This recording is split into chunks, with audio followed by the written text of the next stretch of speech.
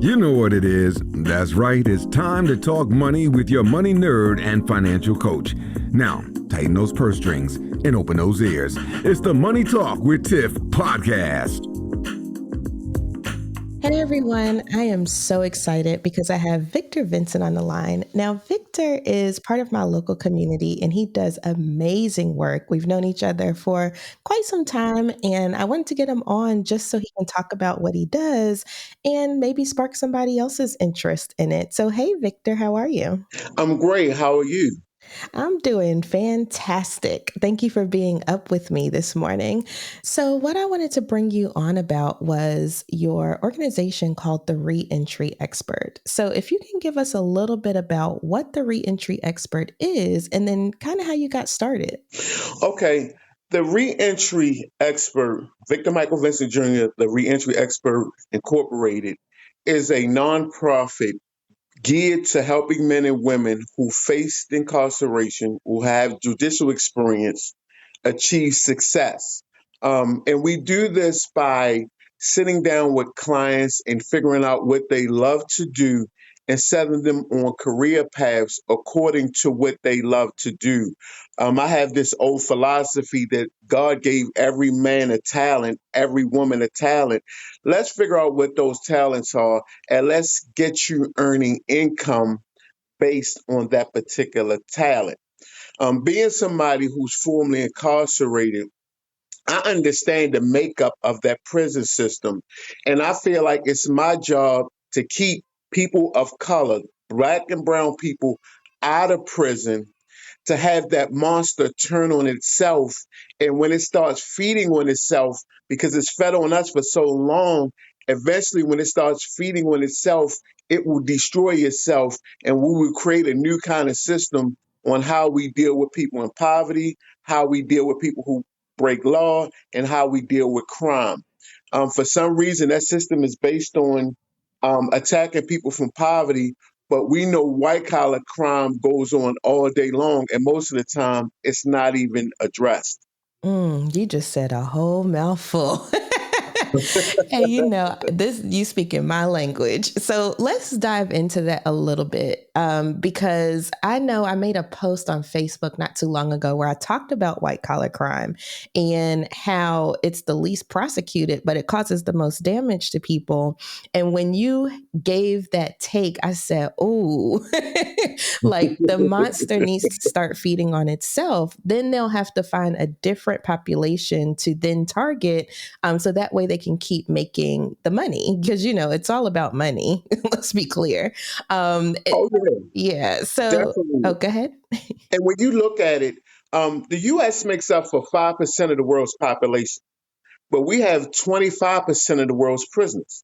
When you talk about that criminal justice system, the state government spent $55 billion on corrections in the year 2020 alone. There were more than 102 million people in prison in 2020. The U.S. spent $80.70 billion for prisons, plus another $3.9 billion on private prisons and jails. And a lot of times when I look at those numbers, and I look at those statistics, being somebody who's not necessarily a numbers person, but knowing where the gaps are in our community when it comes to dealing with our elderly and them getting their medications, and also dealing with our children in school, not having school supplies and books. And if you look at that number, man, we're talking about $80 billion. And it's $83 billion, and how we could use that to better serve our communities. Absolutely. I am so with you on that. That is a lot of money, Victor. And the thing about that criminal justice system is because we've been kind of conditioned, they flood us with horrible, violent stories on the news. So we don't even think about the money we spend with the criminal justice system. When you look at every other system in America, we look at the money the school system spends, what the superintendent makes, what the schools get, When we even look at the military, we look at like how much we spend in the military and how much we fund stuff through the military. But you never see a story on the news about how much we spend in the Division of Corrections in that judicial system because it's unregulated, it's unmonitored, and it's a monster that just eats up everything in its way by driving itself, by putting fear and separation within ethnic groups Mm. within our communities. We fear each other so much that we're willing to constantly throw money into that system because there's a fear that my neighbor may hurt me. This dude down the street may hurt me. So let this beast just run. Mm. Mm. I'm like, mic drop after that. No, but that's real. And, as someone that does have ties to the criminal justice system and also just the judicial system in general, it's a mess. It really is a mess. And, with all of that being said, where do you feel we should start? Like, I know this is a huge issue and, we can't solve it overnight, but just from your perspective, where does this fixing or healing of the system begin? Okay, let me say this. First of all, people of color have to recognize that there were four devastating periods when it comes to people of color, African Americans and blacks in this country. And those four major areas of destruction were slavery, Jim Crow, mass incarceration, and community chemical infiltration. Now, when we look at all four of those things, people of color don't link those four things together. Usually, the only thing we can see is slavery and Jim Crow. We have this taboo that believes that people break law because they choose to, because there's something wrong with them, um, and they are lazy. And when you think like that, you're really not addressing or you can't see the bottom root of the issue. It's like a friend of mine's, Dana Daughtry, says, you're trying to treat a gunshot wound with a Band-Aid. Um, those four things are the reason why we're in the state we're in. And when you look at that drug trade or you look at the violence that goes on in our communities, Black people aren't responsible or manufacturers or creators of any of these devices that come into our neighborhood. We don't grow opium. We don't manufacture cocaine and grow cocaine. All these things that have been put in our communities, we aren't responsible for even inventing these things. However, when you look at opportunity, I always tell people I don't like the word job anymore. I like using the word opportunity. And when you look at people from the inner city, usually the closest opportunity for them coming into their teens, into their young adulthood, is crime. Because most of the jobs that we want are outside of our communities. And then you would have to look at the 1968 rise, and that would tell you that when you had this disruption in major cities, people fled the inner cities and they took the manufacturing plants with them and put them out in the counties. So when you go into a Black inner city, in most inner cities, you go into Black communities, there are no jobs there. They have to catch the bus or drive to a job, which is an opportunity. So if we could bring back those opportunities to our community and engage our young folk with opportunity, they're less likely to commit crime. So you would need a three-pronged approach to deal with the violence and the crime in America. And one of them would be getting into the communities, figuring out what the people in the communities really want. Like, yo, what do you want or what do you need to make you happy and successful? Then we have to take that same approach to the school system. And I'm talking about in middle school and really elementary school, working your way up, creating opportunities for these kids to say, hey, when you graduate, this is an opportunity for you.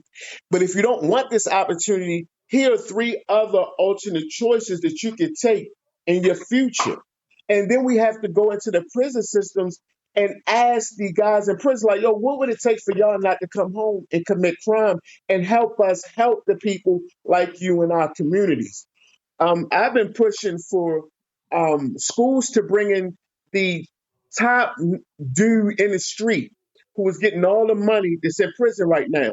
Bring that dude into the school system, orange jumpsuit, shackles and handcuffs, and let him talk to the kids. Because what I noticed about drug dealers is every couple months there's a new hot dude riding around in that Mercedes. And nobody thinks about what happened to the other two dudes that used to have the hot Mercedes because out of sight, out of mind. But if you bring them back and kids can see, like, wow, this is where that took you, man, I don't want that. And it would aid towards, not necessarily stop, but it would aid to give our children another avenue to become successful as opposed to seeing the glamorous part of the lifestyle and not the ending. We never see the ending. Oh my gosh, y'all, my neck is tired from from nodding my head so much while he was talking. I kid you not. But you said a mouthful. So there's a few things that I want to hit on. So first and foremost, shout out to Dana, Gate City 180. Definitely check him out. He's an awesome dude as well. But also what you said at the end there, when you said, give them that perspective, give them that perspective, because if they're only seeing the glamorous side, if they're only seeing, oh, like I can have whatever I want, I can get all this money, but they're not seeing the other side and what could possibly happen. Or, another approach, and this might be a little much for elementary, but maybe middle school and high school, bring in the families of the people who lost their loved ones from being like doing whatever they did, you know what I'm saying? Or doing, because that's another perspective as well that you don't really hear about unless you're close to the family. There's a lot of people that are losing their lives. There's a lot of people that are being incarcerated for these things. Now, of course, for me, there's so much, like you said, that needs to change as far as policing and incarceration and things like that. But, the kids do need to see the other side of this. Like, what can this get me?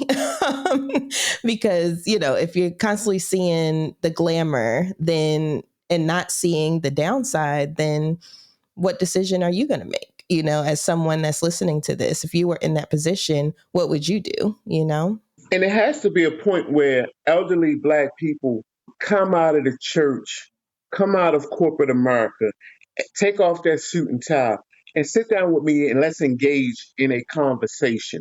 Um, when you look at the things that affect our neighborhoods, like when you look at heroin, Black folk had nothing to do with heroin coming here. It really was the Asians during the building of the railroads because opium was grew over there in Asia. And when you look at the Harlem Renaissance and the blues, the French imported a lot of heroin into the United States to make money. And if you're watching TV, these new TV shows and movies will give us a false history, like Bumpy Johnson was responsible for the heroin trade in New York, or the dude from Carolina, an American gangster, was responsible for heroin in New York, in the United States. No, it was the French doing the French Connection, which created the opioid epidemic. And if you look back before that, it was Bayer who was using it in cough syrup and selling it behind the counter that created the opioid use in the United States. Now, that's just heroin. Now, when you look at cocaine and crack cocaine, you have to look at the Iran-Contra on how America allowed South Americans to smuggle and sell cocaine into the United States to fund a war in South America. So it's like, wow, like, how are these things our fault when we didn't create this problem? Did we fall into it? Yes, we did. Because at the end of the day, we all want to be successful, especially men. Black men want to be successful. I want my wife to look at me like I'm a king, like I'm a leader. I want my kids to look at me like I'm a great person. I'm a great provider. But when we also look at the job force, I'm going to say something to you that people don't even talk about. I've seen people destroy people in the workforce. I've seen African Americans create an environment and run another African American person out the workforce, usually 3 or 4 of them. But they don't see that as being a problem because they're not selling narcotics, they're not shooting anybody. However, you're leaving somebody in a desperate, desired position, and we don't know what this person's going to do when they out there and they can't find income. Because I have watched women who had nice jobs get bullied and chased out of the workplace and end up going into a relationship with a dude just to survive who is abusive. Mhm. I seen women leave a job, go out of the workforce, and start drinking and using and then tricking. I seen dudes say, like, yo, the next time this dude say something to me, I'm gonna put hands on him. Do it, go to prison, and end back out in the streets. So we as a community have to sit down and start having these taboo conversations and look at each other like, yo, this is not your creation, but how do we create something that you don't feel the need to have to go out here and break law and bring more destruction into our communities? When we can get real about it, we can start solving the issues. Absolutely, absolutely. And, there's one thing that my friend Will Dungy, shout out to Will as well. He says, he's like, people act like crabs in a barrel, but you have to ask yourself, how did they get there? Crabs, that's not their natural habitat. It's not in a barrel, Mhm. it's in the ocean. So, how did the crabs get in the barrel in order to act like crabs in a barrel? So, I wanted to mention that as well. But then also, when you said sit down and talk with you, one of the quotes that I love to tell people and that I love, in my personal life is that it's hard to hate someone once you get to know them. And I feel like having these conversations, as we're doing now, but also having these conversations with people that do this work in the community and also those in the community can really change a lot of perspective. You can get a lot of perspective from having these conversations. So, with that said, Victor, if people were interested in learning more about you and learning more about what you do, how they can help, how they can get started, how could they find you? They can look me up on the reentryexpert.org. They can reach me at the reentryexpert at gmail.com, or they can look me up as Victor Michael Vincent Jr., the reentry expert on Facebook. Um, or a lot of times you can just tune into Facebook and see me out in the community somewhere doing something or another. I like to use Facebook as a means to show people, hey, you don't need millions of dollars to bring about change. That's all you have to do is bring the will and the want, and that will bring about change. A lot of times, and I'm real particular about who I let my clients work with or who I send them to. Because I had to tell a dude one time, like, because he wanted to help. Like, well, let me be a mentor and talk to your clients. And I was like, nah, bro. Well, what's wrong with me? I said, yo, your mind's too focused on getting rich. I said, Mm. God didn't design everybody to get rich. And I said, and when you talking to a dude from the streets and you constantly talking about Louis Vuitton and all this old expensive stuff, that will twist their mind to start thinking, man, I don't care that I love to do this. I want to get money. And money is not the end to our problems. Because if you look at it, a lot of extremely wealthy, they nasty, they evil, and a lot of them jokers crazy. So once again, if we could go back to opening ourselves up to have conversations, to figure out what we love to do, investing in our own communities, working within our own communities to better our communities, doing our own community policing. It's a shame that drug dealers live in the same neighborhoods with homeowners and people who want to be successful. Somebody has to tell the drug dealers, like, yo, I'm sorry, but y'all can't do this right here no more. But if you're telling them they can't do it, you have to provide them with an opportunity to earn income somewhere else. You can't take something from somebody without giving them something. And when we recognize, like, oh, that's how this works. Yo, I'm taking the streets away from y'all, but I'm giving y'all this opportunity to earn some income. And if you don't choose the opportunity to earn income, I will call the police on you. It's just as simple as that because I don't want this in my neighborhood because I want a better life for the kids growing up in this neighborhood. And when we can have those conversations and create those avenues, I don't see it being as big of a problem as it is right now. Yes, yes, we need solutions. And really quick, y'all. So I will have all of his links in the show notes, so definitely check that out. But I want to brag on Victor real quick because he put on an event in the community where he had artwork from formerly incarcerated and some of his clients and things like that.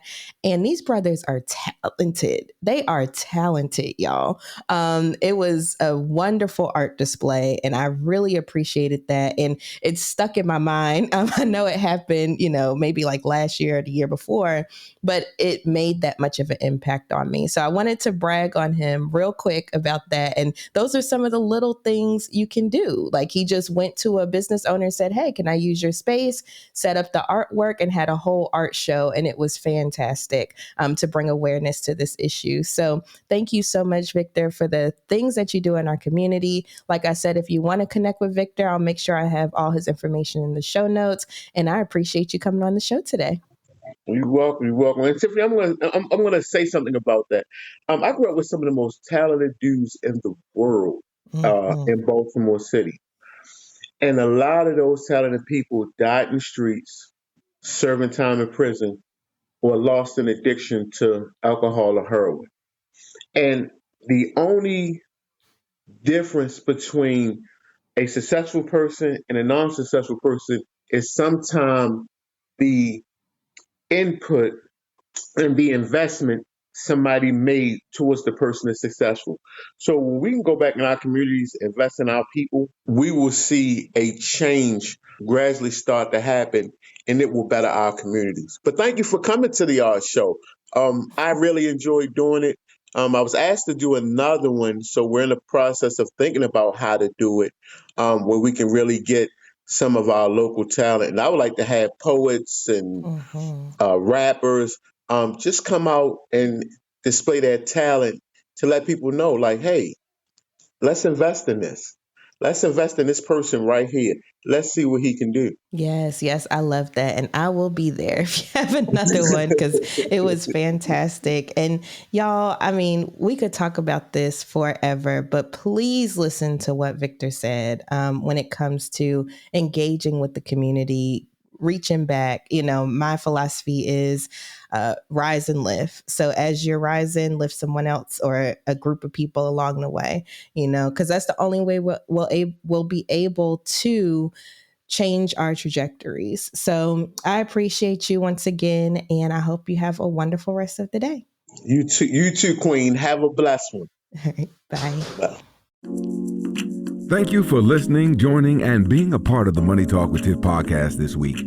You can check Tiff out every Thursday for a new Money Talk podcast. But if you just can't wait until next week, you can listen to previous podcast episodes at moneytalkwitht.com or follow Tiff on all social media platforms at Money Talk with T. Until next time, spend wise by spending less than you make. A word to the money wise is always sufficient.